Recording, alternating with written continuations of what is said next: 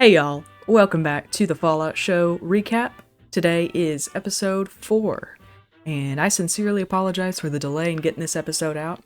This past week has been crazy busy in every single aspect of my life. So, forgive me, I know it's been over a month now since the show came out, but if you're a true Fallout fan, you're never going to get tired of talking about this. Let's jump right into it. This episode is all about the ghouls, about how they work in this new addition to the lore. It's a really good episode. There's lots of little tiny details that really contribute nothing to the story, but I enjoyed getting to see, and I'm going to definitely point out for everybody. It's another one of the shorter episodes as well. This one was only about 42 minutes compared to the over an hour long episode 1 and 2. Let's jump right into the beginning where we left off from episode 3. Cooper and Lucy are seen traveling together after abandoning the Gulper project due to Cooper's vials being broken by the Gulper. He has not explained the reason for these vials to Lucy yet, but we have seen him use it once so far in the show. So Cooper and Lucy are traveling together. Cooper has still got that nagging cough going on as he walks behind her, but he doesn't seem to be doing that bad. He doesn't let on that he's struggling too much. Not too long into the episode, we start to hear the sounds of a man repeating his own name to himself, in addition to these really creepy Black Ops zombie-esque screams. It's like multiple voices screaming together, and they're coming from a house that Cooper and Lucy pass by. So they go inside, and Cooper already knows what's up, but Lucy does not. So they come across a ghoul, another ghoul, and the first ghoul that we have seen besides Cooper, Roger. Now there's something really interesting about all the other ghouls besides Cooper Howard's ghoul, the way that they made them look. The biggest difference, besides the fact that Cooper is red and the other ghouls are just that off skin color, just kind of gray, decaying color. The other ghouls don't have lips. They look more like the ghouls that we see in the games. Whereas Cooper, he does. They maintain his luscious lips in his ghoul makeup. So I think that's the main difference that makes them look so... They look less human than Cooper does because of that. And I'm sure that's to add appeal to Cooper's character, is to make him look more human-like. But I appreciate that the other ghouls look more lore accurate. And maybe Cooper is a special kind of ghoul, much like Hancock, or he may also be kind of like Joshua Graham, and he was burned, and it was less of the radiation that rotted his skin away, and he was also burned. I don't know, but I just immediately noticed that ghoul looked completely different from Cooper. So they start talking to him, and Roger explains that it was 28 years ago that he started showing, which is implied to be showing signs of, I don't even know what the word would be, ferality, of turning feral. He doesn't explain when he first became a ghoul. He doesn't explain how old he is. We don't know if he's a pre-war ghoul. He doesn't sound like he is, since he refers to Cooper as having been wastelanding for a long time. I think he's not a pre-war ghoul. I think he was born as a human and then turned into a ghoul. It happens.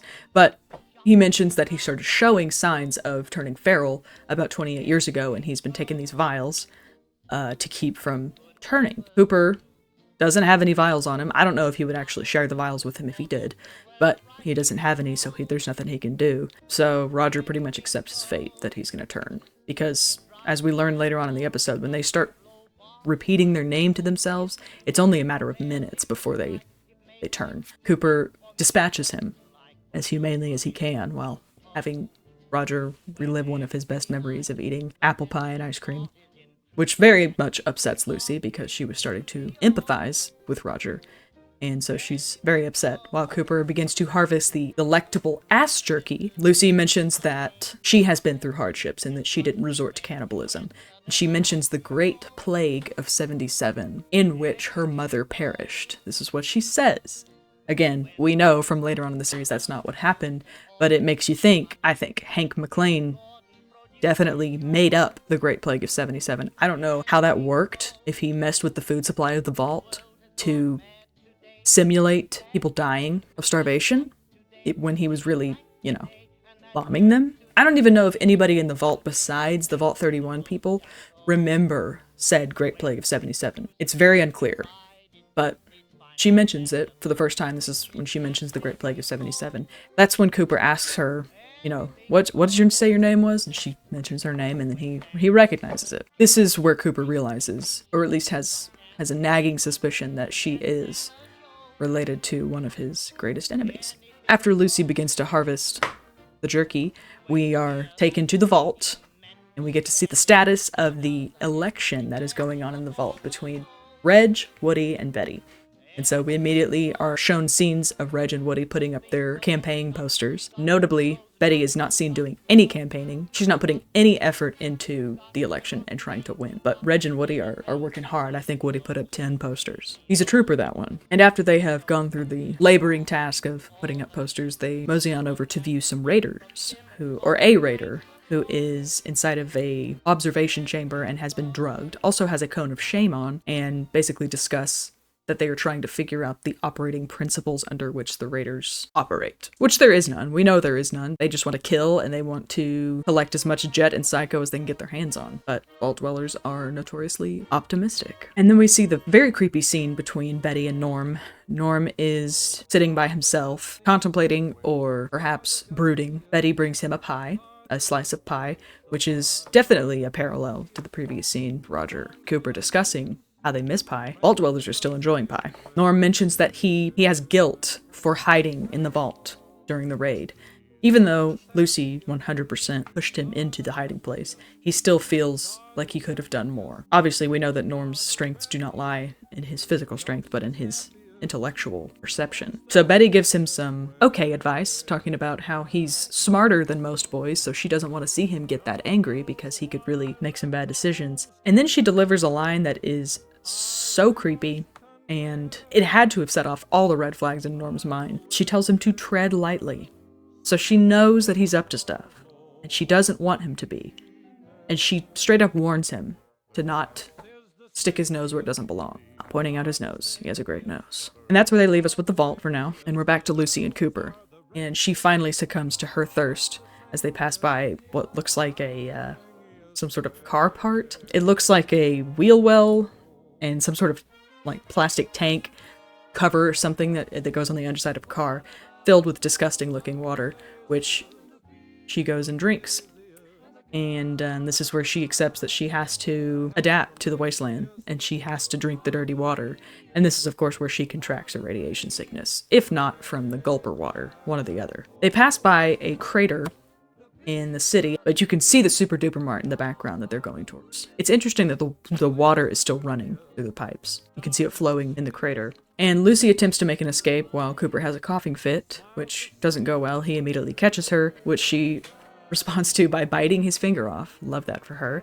And then he, in exchange, an eye for an eye, a finger for a finger, cuts hers off. And they have a very sweet, touching moment between the two. Already back to the vault, and we've got Chet absolutely wallowing in self-pity, listening to the most depressing song while he eats his depressing meal of cram and salad and tomatoes, and it's just boring. And then Steph shows up. And we commence into my least favorite scene in the entire show, where Steph brings all of Bert's belongings in and reminisces about how insufferable he was and how everybody hated being around him, only to have Chet put on his sweater, and then, you know, what happens next. I don't want to talk about it because it's uncomfortable. But it ends with Steph going into labor, and that's where they cut that scene off. And that's all I'm going to talk about. That was so awkward. I hated it so much. Back to Cooper and Lucy. They have reached the Super Duper Mart on the other end of the crater, and Coop sends a message on the intercom that he has a female in near mint condition in exchange for 60 vials, which is what he calls 2 months supply. So that means that he has to take at least 1 vial a day to keep from turning feral. So that's really stressful to have a vial for each day just to keep your humanity. It's no wonder that he goes to such great lengths to make money. So Lucy has 2 choices, which is to walk away and risk Coop killing her, or to go into the Super Duper Mart and see what he's trying to do with her. So she ends up choosing the latter option, goes on in, and we're shown an inside look at what their Super Duper Mart looks like. It's very different. The vibe is the same. We still have, obviously, the food on the shelves, and it looks like a grocery store, but it also has the looks of almost a a little amusement park, kind of like a Chuck E. Cheese or a Dave & Buster's. There's these, I can't tell if it's just a ride, the merry-go-round looking things, but they have a circle platform in the center that almost looks like a table. So it's hard to tell if that's supposed to be like a kid's table for eating pizza, or if it is actually a merry-go-round. I think it's just a merry-go-round, a really small one. So she walks in and is immediately greeted by a Mr. Handy, who is very pleasant upon meeting her, of course. He immediately notices that she is missing a finger, and so he invites her back to replace said finger. And here is where we see some of the most magnificent technology in the show so far. He pulls out a deceased person's finger that he just has in a drawer and lasers it back onto her hand, and then she regains full mobility and possibly sensation in this decomposing finger. Obviously that's impossible with today's technology, but that further supports the theory that these axolotls were being bred as a means of regrowing human limbs. Because, yeah, okay, you could regrow a human limb, but if you're using today's technology, how are you going to put it on? The body's going to reject it. It's not going to go well. Well, apparently in this world, they have the technology to put on a foreign limb, and the body just accepts it. So I really think that with this technology, they were using those axolotls for that reason exactly. And Lucia appreciates it. Right before the Mr. Handy explains to her that he's going to harvest her organs.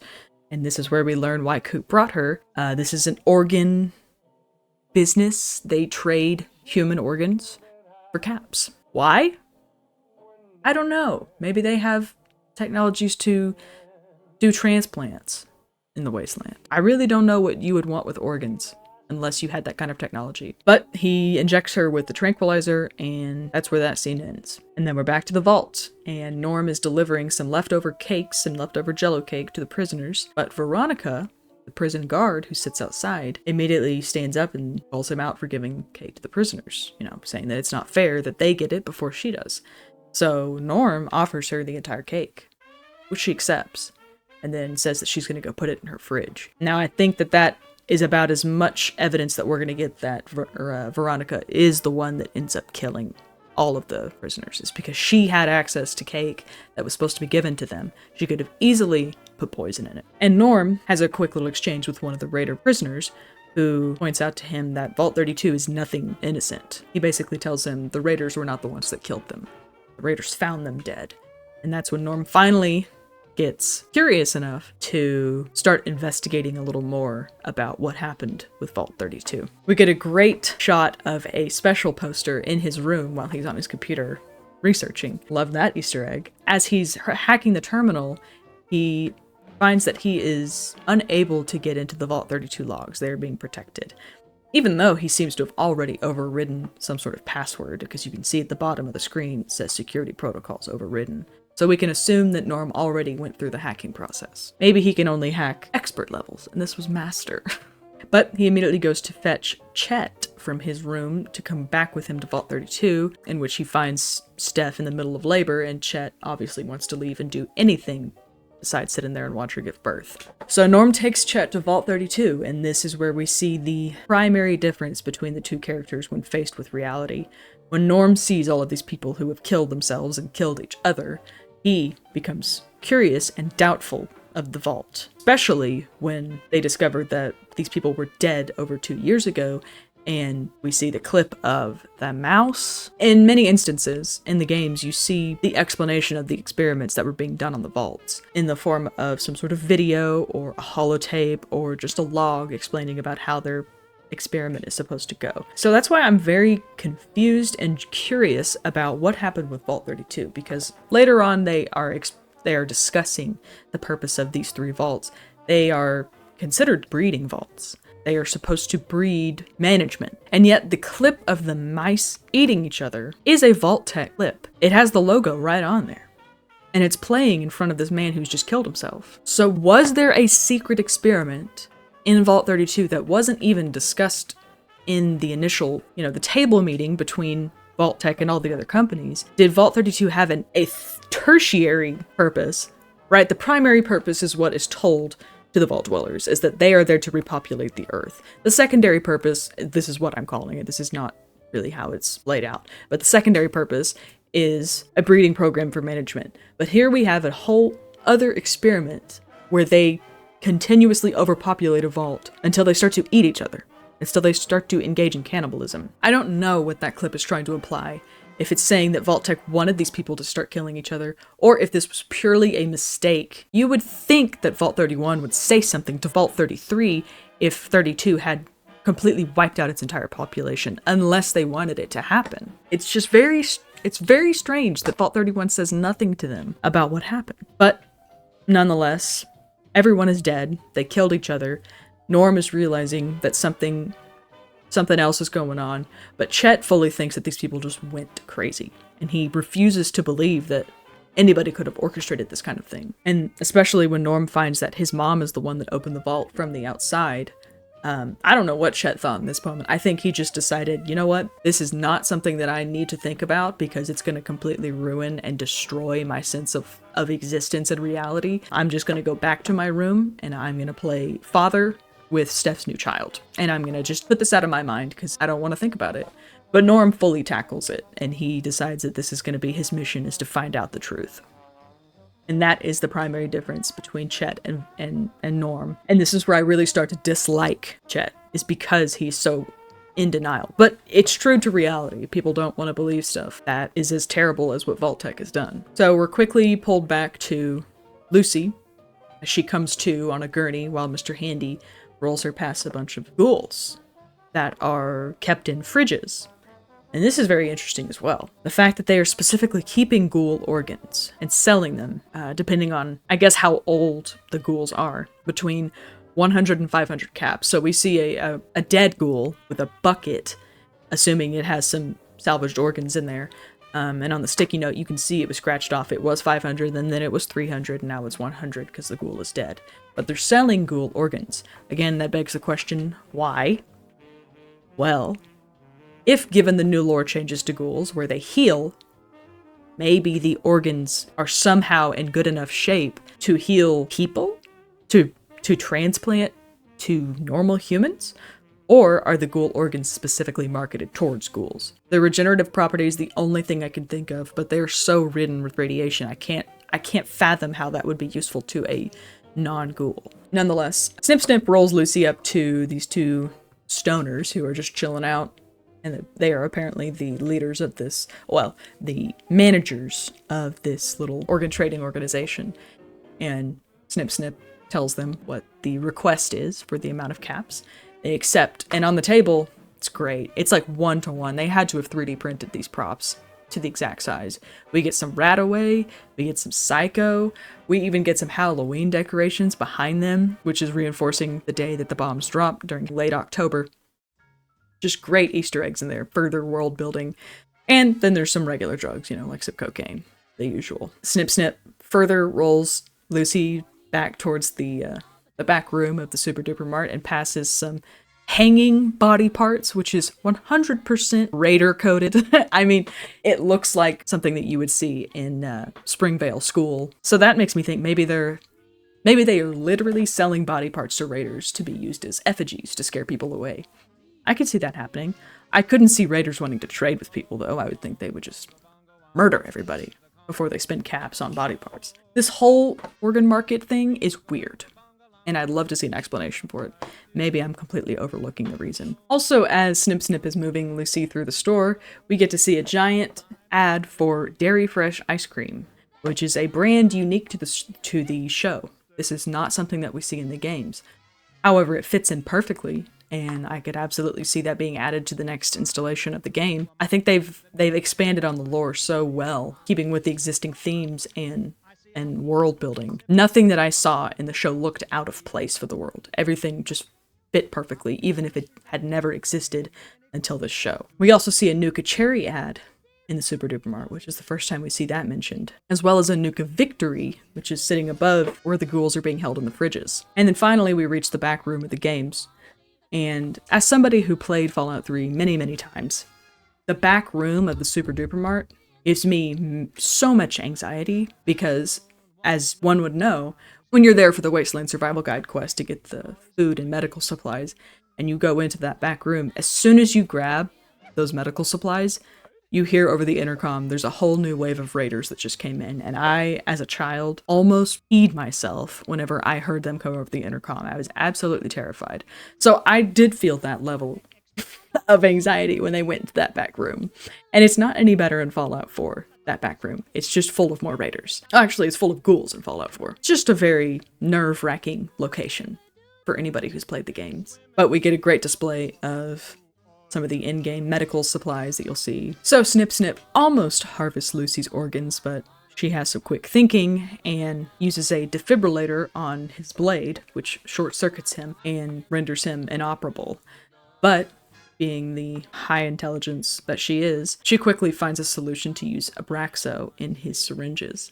And I think that's the most perfect representation of the mechanics of Fallout 1 and 2. You only have 2 item slots to equip things in those games. They would do it in the most obscure way, and it was so difficult to figure it out. Or maybe my Gen Z brain rot mind just can't comprehend what these old RPGs were trying to get across. You would take an item, any item, and you would put it into your equip slot, and then you would click on that item, and you would get a little crosshair, and then you would have to click somewhere in the world with that item equipped to use it.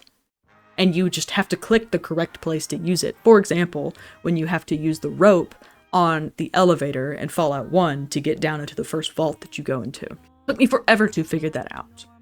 But I think this was a callback to that mechanic, is I can picture myself equipping the Abraxo in my equipment slot, clicking it, and putting the crosshair right on the Mr. Handy, and voila, I now have a weapon with the Mr. Handy. So Lucy takes Snip Snip to the stoners and essentially offers them a deal.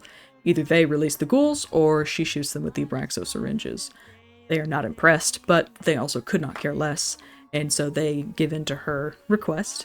However, they did not release the feral ghouls immediately, for obvious reasons that Lucy does not understand. Again, she threatens them with the Abraxo syringes, so they do what she says, and they release the feral ghouls, including Martha, who Lucy sees from the very beginning. I think she wants to rectify what happened to Roger.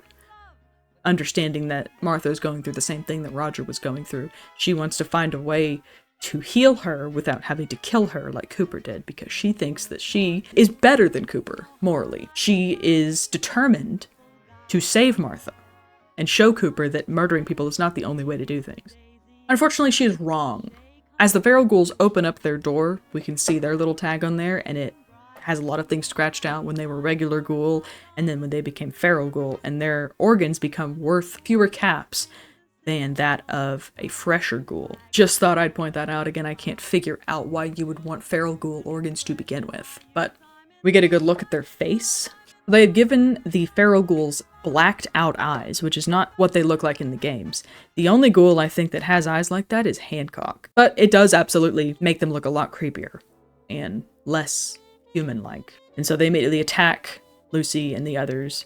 Lucy runs, as she should, and hides, and they completely rip up the stoners, although they were killed in the process as well. And the only ghoul left is Martha. And so Lucy comes out, and she tries to talk to Martha. She tries to keep her mind there. She could have given her the vials if she knew, perhaps, or if she had thought of it, but it was only a matter of seconds before Martha turned and attacked her. And then Lucy gets her first kill, actual kill, with a 10mm pistol, as is the custom of the Fallout games, besides New Vegas. And she kills Martha. And it's depressing, but I think this is where she starts to accept that sometimes you can only resolve things with violence in this wasteland. And so we get one more shot of Vault 32, where they enter the Overseer's office, and we see written in blood on the wall, "Death to Management." And then we see the Overseer strangled in their own chair. So presumably the Vault Dwellers found out what happened, and they killed the Overseer. But I still don't understand the mouse video, and what that's supposed to mean, who created that, why they created it, why it was being shown to the Vault Dwellers. If the Overseer didn't want the Vault Dwellers to know about what was going on, why would they show them that video? But then Norm discovers that his mom opened the vault, and the plot thickens, right? And that's all we get for the vault for that episode. And then we're back to Lucy. And she comes out of the Super Duper Mart looking totally badass, blood all over her shirt, goes over to Coop, who at this point has collapsed and is barely alive. And she basically explains to him that even after all that he did to her, even after he was ready to sacrifice her, she's still gonna help him, because the golden rule. She gives him the vials, and she leaves. Goes to do her own thing. And then Coop goes absolutely ham. He takes like a dozen of the vials, he chugs a bottle of alcohol, he snorts all the coke on the table, he does every single drug in sight, and just gets absolutely zonked on everything that these guys were doing. And then he has a very touching moment where he finds his movie and watches it, presumably for the first time in over 200 years. He clearly misses his old self. And I think this is where he realizes that his values need to change, because he sees the scene of him in The Man from Dead Horse, the scene that we saw in last episode, where he interrupted the filming because he didn't want to kill this guy. And I think this is where he remembers how good of a person he was pre-war, and now his values have changed in order to survive. Major moment of self-reflection for Cooper, as a turning point for him as a character. I think this is where he decides that he wants to start maybe helping people a little more, those that deserve it. And that's where it ends. Overall, it's a very heart-wrenching episode. Just the hopelessness of ghouls and their struggle to survive day by day, depending on if they have the money to get this mysterious vial that we still have not been told what it is. And again, I'm not mad about this change. It just it's interesting to think about the games and how the ghouls worked in those games. And maybe you could say that Gob from Fallout 3, if he started showing signs, then maybe he could use his money from working at the bar. But maybe he, in the background, took these vials if he started to show signs of ferality. But again, in the games, the way that they explain how the ghouls work is you either turn feral or you don't. And there's not really a timeline from when you become a ghoul, but you're still human, and then eventually you turn feral. From what I understood about the ghouls in the games, is as soon as you turn ghoul, you either go the route of normal, or you go the route of feral. It changes that. But I think it changed it in a way that makes sense. Overall, I'm not mad about that lore change, but I do really hope we get an explanation of what is in that vial in Season 2. But yeah, a lot of great development in the characters and the story. I hope you enjoyed this video. If you did, leave a like and a comment with your favorite part of this episode. I've been loving all the comments that y'all leave with your theories. I may not reply to all of them, but they're being saved in my mind, and I love getting to see what y'all think about it. Again, I apologize for the amount of time that it took to come out with this episode. I will do my best to get the next one out quicker. But until the next one, peace out.